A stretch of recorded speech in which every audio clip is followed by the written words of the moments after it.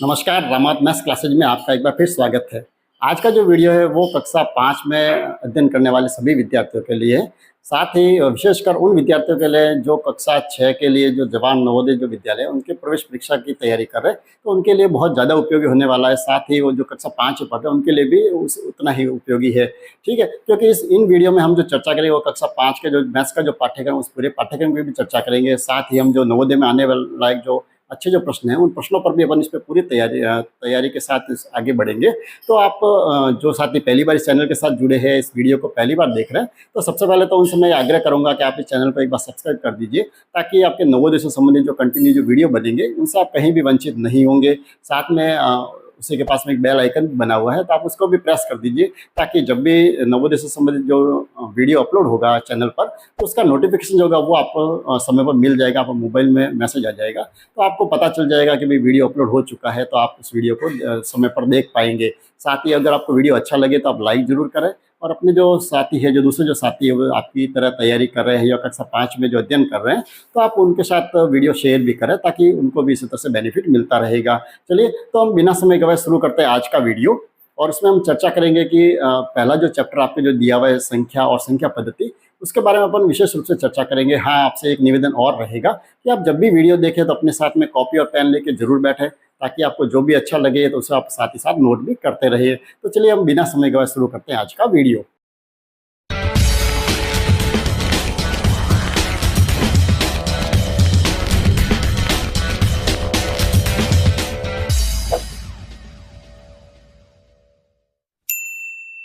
तो वीडियो की शुरुआत हम पहले चैप्टर से करते हैं। तो जवाहर नवोदय विद्यालय प्रवेश परीक्षा जो है उसका पहला जो उसमें जो बिंदु दिया हुआ है या टॉपिक दिया हुआ है, उसको टॉपिक अपन कह सकते हैं कि पहला जो हमारा चैप्टर दिया वो ये दिया हुआ है कि संख्या एवं संख्या पद्धति। इसके बारे में हमारे परीक्षा में हर बार देखिए कंपटीशन एग्जाम में इसमें से एक या दो प्रश्न हमेशा आते हैं, तो उसी के अनुरूप अपन को तैयारी भी करनी पड़ेगी। तो सबसे पहले तो हम ये संख्याओं को समझते हैं कि वास्तव में संख्या क्या है। ठीक है, क्योंकि जब तक हमें देखिए संख्या का ही मालूम नहीं पड़ेगा, तो हम संख्या की जो पद्धति है, लिखने के जो तरीके हैं, उनको हम अच्छे से समझ नहीं सकते। तो सबसे पहले तो हम संख्या को समझते हैं कि संख्या वास्तव में क्या होती है। ठीक है, तो संख्या जो होती है वो क्या होती है। अगर आपसे ये कहा जाए कि संख्या वास्तव में क्या है, ठीक है, तो आप देखिए दो शब्द है हमारे पास, एक तो संख्या शब्द आता है और एक आता है अंक शब्द। तो सबसे पहले तो हमारे दिमाग में ये दोनों का अंतर मालूम होना चाहिए कि संख्या कौन सी चीज होती है और अंक क्या होते हैं। ठीक है, जैसे मैंने आपके सामने एक संख्या लिखी है 3, 4 और 7। ठीक है, ये संख्या है। वैसे आपको पढ़ने को कहे तो आप आसानी से पढ़ सकते हो कि ये क्या संख्या लिखी हुई है। हम क्योंकि कक्षा 5 में पढ़ रहे हैं तो इतना तो हम अच्छे से जानते हैं कि ये जो लिखा हुआ है हमारे सामने वो लिखा हुआ है 347, है ना। बिल्कुल आप अच्छे से जानते हैं कि ये जो लिखा है, क्या लिखा हुआ है 347, तो ये एक संख्या है। ये तो क्या है, एक संख्या है, यानी 347। और अगर मैं इसमें ये कहूँ कि इसमें अंक कौन कौन से हैं, क्या कहें अगर हम इसमें अंक कौन कौन से हैं, तो इसमें ये जो हमने 3 जो लिखा है या 4 जो लिखा है या 7 जो लिखा है, ये सारे इसमें क्या है, अंक है। क्या है, ये अंक। तो अब अगर बात करें पर अंक रियल में कौन कौन से हैं, तो अब आप बता सकते हो अंक कौन कौन से होते हैं। तो देखिए अंक हमारे सामने कौन कौन से, 0 है, 1, 2, 3, 4, 5, 6, 7, 8 और 9, ये है हमारे अंक। यानी इन अंकों से ही हमारी सारी ही संख्याएं बनती है। ठीक है, यानी ये हमारे दिमाग में होना चाहिए कि जब तक देखिए हम संख्या और अंक में ही अपन अंतर नहीं कर पाएंगे, तब तक हमारे जो प्रश्न जो आएंगे, कि कंपटीशन एग्जाम में परीक्षा जो प्रश्न आते हैं वो बिल्कुल सिंपल प्रश्न तो आएंगे नहीं, थोड़े तो अच्छे प्रश्न आएंगे। तो हमारे दिमाग ये तो होना चाहिए, क्योंकि कई बार तो एक प्रश्न ऐसा आएगा जिसमें ऐसे लिखा हुआ है जैसे 5 अंकों की संख्या बताओ। कई बार ऐसा आएगा कि आपके पास ये अंक है, जैसे 2 है, 5 है, 7 है, 8 है, इन अंकों से मिलकर बनने वाली सबसे बड़ी संख्या बनाओ। कभी आएगा सबसे छोटी संख्या बताइए। तो ये जो संख्या बनाते हैं, तो ये हमारे दिमाग में तो होना चाहिए कि अंक अपन किन को लें, कि कौन से अंक हमें काम में लेने। और जब इन अंकों को साथ में लिखते हैं, चाहे 2 अंक लिखूं, जैसे मैंने 2 अंक ले लिया, एक तो अंक है मेरे पास 2 और दूसरा अंक मैंने ले लिया 5। तो जब अंकों को हम साथ में लिखते हैं तब जाके वो एक संख्या बनती है। ठीक है, तो ये हमारे दिमाग में पहले क्लियर होना जरूरी है, ठीक, ताकि हम अच्छे से प्रश्नों को कर पाएंगे। अब अगर देखिए प्रश्न जो ऐसा आता है, जैसे मान लो कभी आ गया कि 5 अंकों की एक संख्या लिखिए, कितने अंकों की संख्या पूछी हमें, 5 अंकों की संख्या पूछी है। तो हमारे दिमाग में देखिए ये क्लियर होना चाहिए कि उसमें जो है वो अंक कितने होने चाहिए, 5। 5 अंक का मतलब कितने, 1 2 3 4 और 5। यानी यहाँ पर हमारे 1 2 3 4 और 5 जो अंक है वो इनमें से कोई न कोई अंक होने चाहिए। तो इसके अलावा तो कोई अंक नहीं। अगर आपको कोई ये कह दे क्या ये 10 क्या अंक है क्या, तो यहाँ पर देखिए अंक तो कौन कौन सा, 1 और 0, ये 2 अंक हमारे पास हो गए। और जब दोनों को मिला दिया तो ये एक संख्या बन गई है, ये अंक नहीं है। ठीक है, यानी अगर हम गिनती की बात करें तो गिनती में जैसे जब हम यहाँ 1 से जो शुरू करें तो 1 से लगाकर 9 तक के जो अंक है ये अंक भी है और संख्या भी है। 1 से लगाकर 9 तक अगर हम संख्या लिखने अगर शुरू करें, अपन अभी चर्चा भी करेंगे कि संख्या देखिए अलग अलग तरह की होती भी है, कितने प्रकार है वो भी अपन चर्चा करेंगे, प्राकृत संख्या, पूर्ण संख्या, पूर्णांक क्या है वो भी देखेंगे।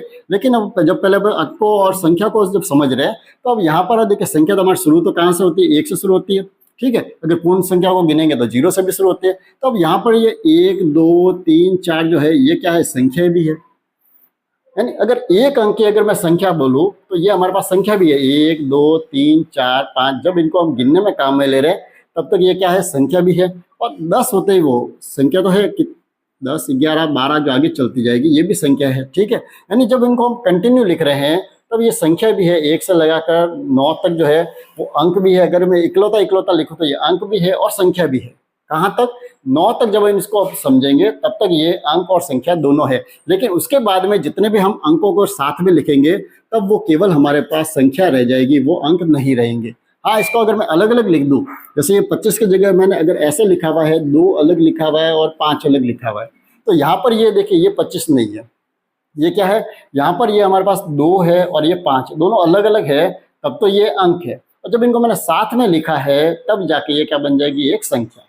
ठीक है, तो क्लियर हो गया आपके दिमाग में कि संख्या कौन सी है और अंक कौन से।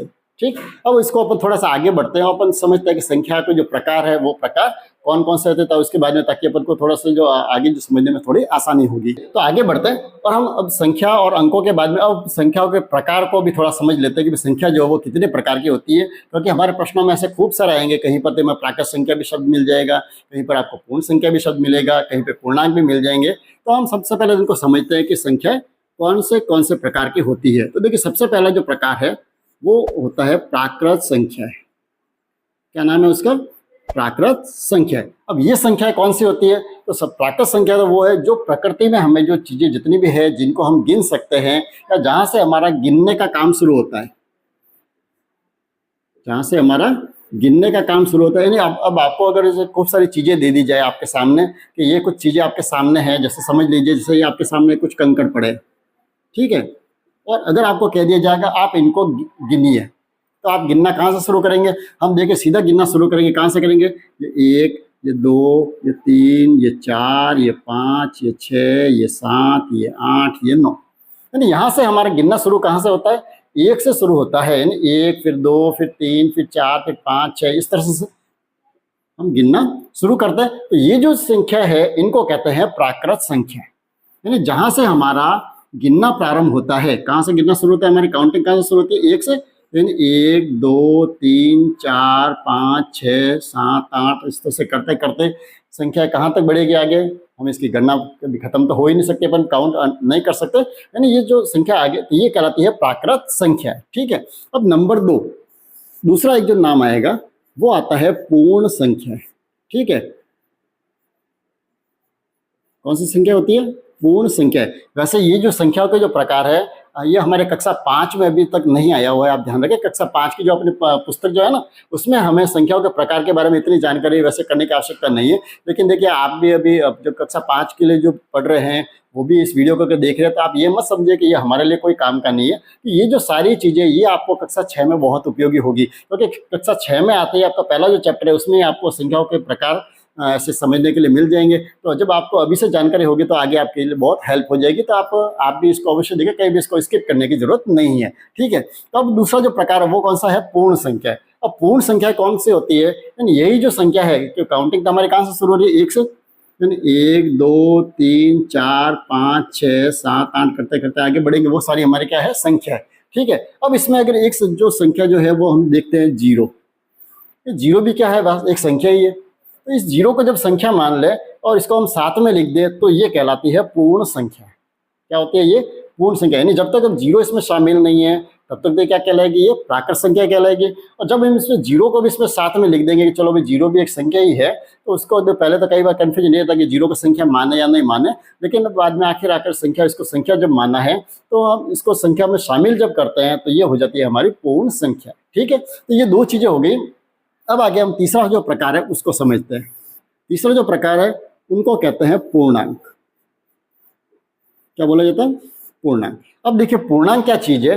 देखिए हमारे कक्षा 5 तक तो हमने इतनी चीजें पढ़ी है, अब आप कक्षा 6 में जो जाएंगे तो पूर्णांक जो आएंगे शुरू, वो हमारे कक्षा 6 में शुरू होंगे। ठीक है, क्योंकि हमारे नवोदय की जो हम विद्यालय प्रवेश परीक्षा जो हम दे रहे हैं, तो उस परीक्षा भी हम किसके लिए दे रहे हैं? हम कक्षा 6 के लिए दे रहे हैं। तो उसमें ये तो है नहीं केवल आप जो 5वीं तक का ही इसमें ज्ञान पूछा जाएगा, उसमें कक्षा 6 के भी कुछ अच्छे अच्छे प्रश्न उनको भी शामिल किया गया। तो हमें कक्षा 6 की भी जानकारी हमारे दिमाग में रखनी पड़ेगी, तब जाके हम उसको अच्छे से कवर कर पाएंगे। अब देखिए पूर्णांक कौन से होते हैं, तो पहले तो ये हमने देखिए ये देख लिया कि 0, 1, 2, 3, 4, 5, 6, इस तरह से आगे जो संख्या आती जाती है ये संख्या तो अपन जानते भी है। ठीक है, यानी यहाँ से देखिए अगर जीरो को मैं छोड़ू तो ये कौन सी संख्या है? प्राकृत संख्या। अगर जीरो को इस पर साथ में लिखते हैं तो ये क्या हो जाती है? पूर्ण संख्या। ठीक, अब देखिए अपन थोड़ा सा इसको सोचें कि ये संख्या जो है, अगर मैं संख्या का अपन यहाँ इस तरफ से आगे बढ़े, ठीक है, तो आप इधर देखिए, जैसे हम ये देखें तो 1 से 2 बड़ा या छोटा, पहले तो मुझे आप ये बताइए। यानी 1 से 2 जो है वो क्या है? बड़ी संख्या। अब 2 से 3 जो है वो कैसी संख्या है? बड़ी संख्या। 3 से 4 क्या है? बड़ी संख्या। 4 से 5 बड़ी है। 5 से 6 बड़ा है। 6 से 7 जो आएगा तो वो इससे भी बड़ा होगा। 7 से 8 जो आएगा वो इससे भी बड़ा होगा। यानी कहने का अर्थ है जब हम लेफ्ट साइड से राइट की तरफ आगे जो बढ़ते हैं तो हमारी जो संख्या है वो कैसे होती है? छोटी से बड़ी होती जाती है। कैसे होती है? छोटी से बड़ी हो रही है। यानी संख्या जो है आप जैसे जैसे आगे बढ़ेंगे वैसे वैसे संख्या हमको बड़ी मिलती जाती है। तो अब अगर इसी को हम उल्टा सोचें, क्या सोचें? अगर उल्टा हम सोचें तो देखिए 8 से 7 क्या है? छोटा। 7 से 6 जो है क्या होगा? छोटा। 6 से 5 छोटी संख्या। यानी इधर हम जब आएंगे तो हमें जो है वो क्रमशः कैसी संख्या मिलती जाएगी? छोटी संख्या। ठीक है, यानी यहाँ से आगे बढ़ेंगे तब तक तो हमें क्या संख्या कैसे मिलेगी? बड़ी संख्या मिलेगी। और जब हम उल्टा चलेंगे यानी 5 से 4 क्या है? छोटा। 4 से 3 छोटा होता है। 3 से 2 छोटा। 2 से 1 छोटा और 1 से 0 छोटा। ठीक है, यहाँ तक तो हमारी बात खत्म हो जाती है। अब देखो अगर मैं ये कहूँ आपसे कि कोई ऐसी कोई संख्या है कि जो 0 से भी छोटी होती है? अब देखिए 5वीं तक तो हमारे कहीं ऐसी चीज आई नहीं, क्योंकि 5वीं तक तो हमने ये चीजें यही पढ़ी कि जीरो सबसे छोटा तो जीरो ही होता है, जीरो से छोटा तो कुछ होता ही नहीं है। तो अब यहाँ से अब आगे हम कैसे सोचें? तो ये जो है जीरो जो है, अब यहाँ से जो संख्या शुरू होती है, देखो ये जो संख्या है ये सारे इनको कहते हैं ये धनात्मक संख्या है। क्या कहते हैं इनको? धनात्मक संख्या। धनात्मक मतलब होती है प्लस वाली संख्या। यानी अब आपके दिमाग में आता है प्लस या माइनस ये क्या चीज है। ठीक है, लेकिन ये जब कक्षा 6 में जाएंगे तो इसको ज्यादा अपन विस्तृत से देखेंगे। फिलहाल तो हम इतना देखते हैं कि देखिए जीरो से जो छोटा होता है वो कौन सा होता है? या वो छोटा होता है -1। जीरो से छोटी कौन सी संख्या है? -1। अब -1 से छोटी अगर और कहे तो कौन सी होगी संख्या? तो जैसे अपन इधर आगे बढ़ रहे हैं वैसे इधर भी आगे बढ़ते हैं, तो -1 से छोटी होती है -2। ठीक है, अब -2 से छोटी संख्या कहे तो -3 हो जाएगा। -3 से छोटी और कहे तो -4, उससे छोटी और कहे तो -5, उससे छोटी और कहे तो -6।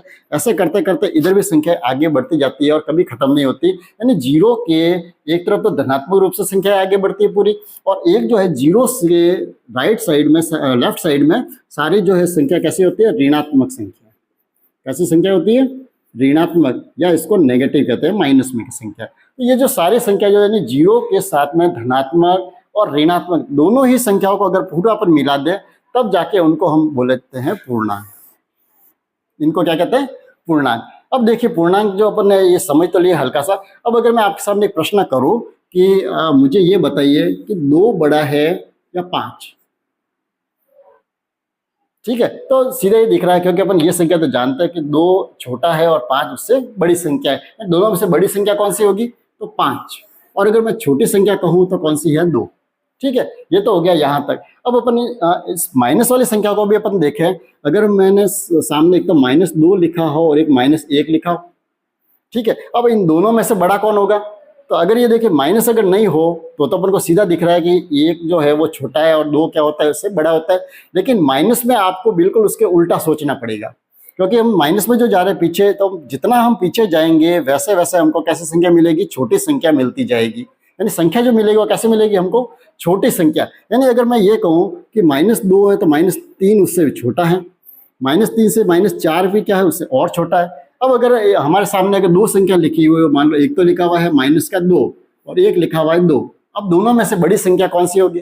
तो हमें सीधा देखना है कि देखिए प्लस वाली संख्या तो चाहे बोले कुछ भी लिखा हुआ है वो हमेशा माइनस वाले से तो हमेशा बड़ी ही होगी।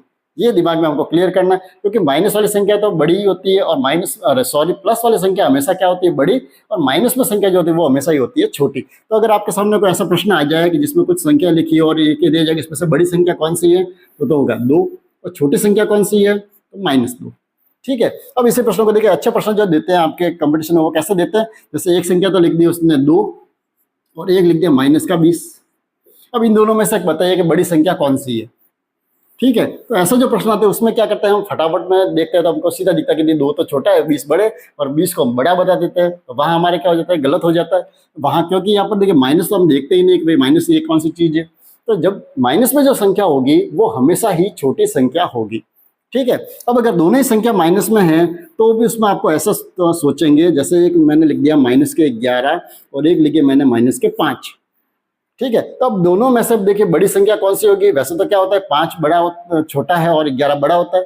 कब, जब माइनस का निशान नहीं हो। ठीक है, लेकिन यहाँ माइनस के निशान लगे हुए हैं तो फिर आपको उल्टा सोचना पड़ेगा कि 5 जो है वो तो है बड़ी संख्या और -11 जो है वो कैसी संख्या है, छोटी संख्या।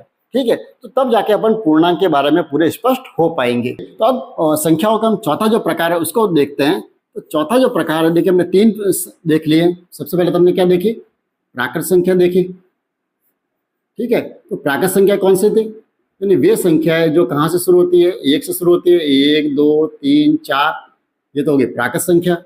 नंबर 2, दूसरा हमने क्या देखा था, पूर्ण संख्या है। तो पूर्ण संख्या कौन सी होती है, ये भी हमने देखा था, जब हम इसमें क्या करें, 0 को भी अगर शामिल कर देते हैं तो वो बन जाएगी पूर्ण संख्या है। ठीक है, और तीसरा जो हमने देखा वो प्रकार क्या देखा हमने, पूर्णांक का। पूर्णांक का क्या होता है, जब 0 1 2 3 4 ये जो धनात्मक जो संख्या है उनके सामने हम जब माइनस वाली संख्या भी साथ में जोड़ दें, -3 -4 इस तरह से, तो ये हमारे हो जाता है पूर्णांक। ठीक है, ये हमने 3 प्रकार देख लिए थे, पहला, दूसरा और ये तीसरा। ठीक है, अब हम आगे बढ़ते हैं। अब चौथा जो प्रकार है संख्याओं का, अब उसको समझते हैं वो क्या चीज है। चौथा जो प्रकार है उसका नाम है परिमेय संख्या। कौन सी संख्या, परिमेय संख्या। अब देखिए परिमेय संख्या कौन सी होती है। अब संख्या तो अपन ने सारी लिख दी, देखिए प्लस वाली लिख दी, चलो ये माइनस में भी नई संख्या थी उसको भी हमने लिख दिया। तो अब ये परिमेय संख्या कौन सी संख्या है, तो परिमेय संख्या कौन सी होती है, ऐसी संख्या जिनको हम P/Q के रूप में लिख सकते हैं। अब देखिए ये P/Q वाला जो है ये कौन सा रूप है, भिन्न वाला। ये हमने कक्षा 5 में सीखा हुआ है, कक्षा 4 में भी था भिन्न का रूप, जहां पर हमने संख्याओं को कैसे लिखा था, P/Q, यानी ऊपर भी कुछ लिखा हुआ है जैसे 3 और नीचे भी कुछ लिखा हुआ है 5, 3/5, इस तरह की अपने संख्या देखी है खूब सारी। हमने भिन्न प्रकार भी देखे, खूब सारे प्रयास हमने। ठीक है, तो हमने वो इसकी चर्चा अपन इस भिन्न के जब चैप्टर जब करेंगे उसमें अपन अच्छे से समझेंगे। फिलहाल तो अपन को परिमेय संख्याओं का प्रकार देख रहे हैं कि ये कौन कौन सी होती है। ये जो भिन्न रूप में जो संख्या है जिनको P/Q में लिख सकते हैं, तो चाहे वो 4/10 लिख दो या 7/3 हो गया। ठीक है, या बोले माइनस में भी संख्या हो सकती है, जैसे -5/9, क्योंकि माइनस पूर्णांक में अपन देख चुका है। तो ये जो सारी संख्या है इनको कहते हैं परिमेय संख्या। ठीक, तो परिमेय संख्या जो सारे कहते हैं भिन्न का रूप में। अब इसमें उचित भिन्न भी हो सकती है, अनुचित भिन्न भी हो सकती है, मिश्र भिन्न भी हो सकती है। सारी जो संख्या वो कैसी है, परिमेय संख्या। अब इसी का 5वां रूप एक और है, जिसको जैसे ये परिमेय संख्या है वैसे की वैसी एक अपरिमेय संख्या भी होती है। क्या होती है, अपरिमेय संख्या। अब अपरिमेय संख्या कौन सी होती है, बिल्कुल इसका उल्टा या इसका पर विपरीत कह सकते हैं, जिसको हम P/Q में नहीं लिख सकते। सिंपल सा क्या कहें, जिनको हम P/Q के रूप में लिख सकते हैं उनको तो कहेंगे परिमेय संख्या, और जिनको P/Q के रूप में नहीं व्यक्त कर सकते, नहीं लिख सकते, उनको हम क्या कहेंगे, अपरिमेय संख्या। अब कौन सी संख्या है जिनको हम ऐसे भिन्न के रूप में नहीं लिख सकते? तो कुछ जो संख्या है ऐसी जो हम बड़ी क्लासों में पढ़ेंगे, जैसे वर्गमूल में 2 है, वर्गमूल में 3 है, या वर्गमूल का 5 जो है, ये जो ऐसी संख्या है जिनको हम अपरिमेय संख्या कहते हैं। ठीक है, तो इसमें भी कुछ संख्या ऐसे होती है, जैसे वर्गमूल में जो 4 जो है ये अपरिमेय संख्या नहीं है। ठीक है, अब क्यों नहीं है, अब ये हम इसमें इतनी चर्चा करेंगे तब तो आपको बहुत ज़्यादा बोझ लगने लग जाएगा। तो आगे जो चैप्टर है वर्गमूल वाला, उसमें हम इसको बहुत अच्छे से समझेंगे कि ये क्यों नहीं है, क्योंकि ये देखिए 4 जो है वो किसका है, 2 का वर्गमूल होता है, इसलिए ये √4 जो है वो क्या है, 2 है, तो ये एक परिमेय संख्या कहलाती है। ये हम बाद में सोचेंगे, फिलहाल तो आपको इतना ही केवल सोचना है कि परिमेय संख्या तो कौन सी है जिनको तो हम P/Q के रूप में लिख सकते हैं, और अपरिमेय संख्या कौन सी है जिनको हम P/Q के रूप में हम नहीं लिख सकते। ठीक है, तो ये 5 जो प्रकार है मुख्य रूप से ये आपके कोर्स में अभी तक है, क्योंकि इनके आगे वास्तविक संख्या है वो भी होती है, लेकिन वो आपके कोर्स में नहीं है। ठीक है, तो आपको संख्याओं के जो प्रकार है वो कितने समझने, केवल 5 प्रकार, प्राकृत संख्या, पूर्ण संख्या, पूर्णांक, परिमेय और अपरिमेय। ठीक है, ये तो हो गए संख्याओं के प्रकार। अब देखिए आपके किताब में कुछ और शब्द भी आते हैं अलग अलग, कहीं पर आप देखिए ये भी पढ़ते हैं कि सम संख्या भी होती है, पढ़ते हैं ना आप, सम संख्या भी होती है, आप विषम संख्या भी कई बार देखते हो, ये भी शब्द हमारे बुक्स में आपको देखने को मिलते हैं। या कहाँ पर देखिए आप अभाज्य संख्या, तो ये भी तो संख्या है। तो अब आपके दिमाग में ये प्रश्न आ रहा होगा कि जब सर तो हमको केवल संख्याओं के केवल 4 या 5 ही भेद बता रहे हैं, तो ये सब कहाँ जाएंगे? भाज्य संख्या, जैसे अभाज्य संख्या है तो भाज्य संख्या भी होती है। अब इतनी सारी जो संख्या है, तो ये क्या संख्याओं के प्रकार है या नहीं है? तो ये इनके प्रकार नहीं है। ठीक है, ये भी संख्याओं के अलग अलग रूप जरूर हैं, लेकिन प्रकार जो है वो मूल रूप से ये 5 या 6 जो है, आगे जो बड़ी क्लासों में जो पढ़ते हैं वो उनके साथ में। तो अपन छोटी सी चीज़ इनको भी समझ लेते हैं कि जब ये मैंने बोर्ड पे लिख ही दिया है तो ये है क्या, इनको भी अपन थोड़ा समझ लेते हैं। तो आगे बढ़ते हैं, और जो अभी अपन ने जो चर्चा की थी उनको अब थोड़ा सा समझते हैं कि वो वास्तव में क्या है। देखिए, एक तो उस हमारे जो प्रश्नों में भी आपको ऐसे बहुत सारे मिलेंगे, जैसे सम संख्या है, कौन सा शब्द मिलेगा, सम संख्या। अब देखिए सम संख्या कौन सी होती है, तो अब इसको देखो छोटे रूप में अपन समझें तो वो संख्या है जो 2 से पूरी बार विभाजित होती है। विभाजित का मतलब क्या होता है? विभाजित का मतलब है ऐसी संख्या जिसमें 2 का भाग पूरा जाता है, वो संख्या कहलाती है सारी सम संख्या। ठीक है, अब देखिए कौन सी संख्या, अब जैसे कि संख्या मान लो कहीं बड़ी लिखी हुई हो, जैसे 356 लिखा हुआ हो, तो इसमें या तो हम ये करना पड़ेगा, हम इसमें 2 का भाग देके पता लगाए कि ये 2 का भाग पूरा जाता है या नहीं जाता है। तो एक तो ये तरीका है, और दूसरा इसको अपन सिंपल शब्दों में कहें तो सम संख्या कौन सी होगी, जिसका इकाई का अंक जो है, अब देखिए इकाई का अंक कौन सा होता है, इसको भी अपन थोड़ा समझना पड़ेगा। तो पहले तो हम ये लिख लेते हैं इकाई का अंक कौन सा होना चाहिए। देखो, अगर इकाई का अंक 0, 2, 4, 6 या 8 हो, इकाई का अंक कौन सा होना चाहिए? अगर 0, 2, 4, 6 या 8 हो तो वो संख्या सम संख्या कहलाती है। अब देखिए इकाई का अंक कौन सा होता है, तो सबसे जो लास्ट में जो अंक लिखा हुआ होता है इसको बोलते हैं इकाई का अंक। कौन सा अंक? इकाई। यानी यहाँ से हम जब संख्याओं को जो पद्धति अपन देखेंगे, जब आगे हम चर्चा करेंगे संख्या पद्धति, उसमें हम भारतीय संख्याओं को देखें तो अब इकाई, दहाई, सैकड़ा, हजार जब देखेंगे तो सबसे पहले जो अंत में जो संख्या होती है उस संख्या को क्या बोला जाता है? इकाई का अंक। कौन सा अंक है ये? इकाई का अंक। तो ये इकाई का जो अंक है, ये अंक अगर क्या होना चाहिए, अगर 0 है या 2 है या 4 है या 6 है या 8 है, अगर लास्ट में अगर ये लिखा हुआ तो वो तो संख्या है सम संख्या, क्योंकि जिनके इकाई का अंक 0, 2, 4, 6 या 8 होता है उसमें 2 का भाग पूरा जाता है, यानी वो 2 से विभाजित होती है, तो वो तो सारी हो गई कैसी संख्या? सम संख्या। और दूसरी जो संख्या है वो होती है विषम संख्या। दूसरी संख्या कौन सी होती है? विषम संख्या। अब विषम संख्या कौन सी होगी? जिसमें 2 का भाग पूरा जाता है वो तो सम संख्या होगी, और जो 2 से विभाजित नहीं हो, यानी जिसमें 2 का भाग पूरा नहीं जाता है, वो संख्या कैसे होंगी? सारी विषम संख्या। अब वही बात आती है भाग वाली, तो या तो भाग देके देखो, और या फिर हम इसको इकाई के अंक के द्वारा भी देख सकते हैं। यानी उसका इकाई का अंक क्या होना चाहिए? अब देखिए, अगर इकाई का अंक 0, 2, 4, 6 या 8 होता है तो वो 2 से विभाजित होता है। तो अब 2 से विभाजित कौन सी संख्या नहीं होगी जिसमें इकाई का अंक ये नहीं होने चाहिए? ठीक है, तो अब इकाई का अंक देखिए कौन कौन से जो पीछे बच गए। एक तो इकाई का अंक बच गया 1, एक बच गया 3, एक 5, एक 7 या 9। ये अंक पीछे रह गए, क्योंकि हमने अभी अंक देखे थे तो हमारे पास अंक कितने थे, 0 से लगाकर 9 तक के सारे अंक होते हैं। तो अब अंक कितने हैं, तो उसमें से ये 5 अंक तो आ गए जिनमें 2 का भाग पूरा पूरा जाता है। तो पीछे जो 5 अंक रहे कौन कौन से, 1, 3, 5, 7 और 9, ये जो अगर इकाई का अंक हो तो वो संख्या 2 से विभाजित नहीं होगी, वो संख्या 2 से विभाजित नहीं होगी, तो वो सारी कहलाएगी विषम संख्या। यानी उनका इकाई का अंक, जैसे मैंने संख्या लिखी चाहे कितनी बड़ी लिखी जाए, 7, 5, 6, 9, 8 और 7। अब जैसे ये संख्या लिखी है तो अब ये संख्या जो है वो विषम संख्या है या सम संख्या है, तो हम कैसे पता लगाएंगे, सीधा सिंपल सा है, हमें इसका इकाई का अंक केवल देखना है कि इकाई का अंक कितना है यहाँ पर 7, यानी इकाई का अंक 7 है मतलब वो 2 से विभाजित नहीं होगा, और 2 से विभाजित नहीं होगा मतलब ये कौन सी संख्या है, विषम संख्या। ठीक है, तो ये तो आपके दिमाग में अच्छे से समझ में आ गया होगा कि सम संख्या कौन सी होती है और विषम संख्या कौन सी होती है। तो इसी में अब आगे देखते हैं, तो तीसरा जो है वो संख्या का रूप कौन सा होता है, अभाज्य संख्या है। कौन सा, अभाज्य। भाज्य का अर्थ क्या होता है, अभी हमने देखा था जो विभाजित जो लिखा था, विभाजित का मतलब होता है भाग जाना, ठीक है, और जिस अभाज्य का मतलब जो भाग नहीं जाए, यानी ऐसी संख्या है जिसमें या तो 1 का भाग जाए, किसका भाग जाए, या तो 1 का भाग जाए, और या जो संख्या है उस स्वयं का भाग जाए, बस स्वयं का भाग जो है वो पूरा पूरा जाए, वो संख्या कहलाती है अभाज्य संख्या।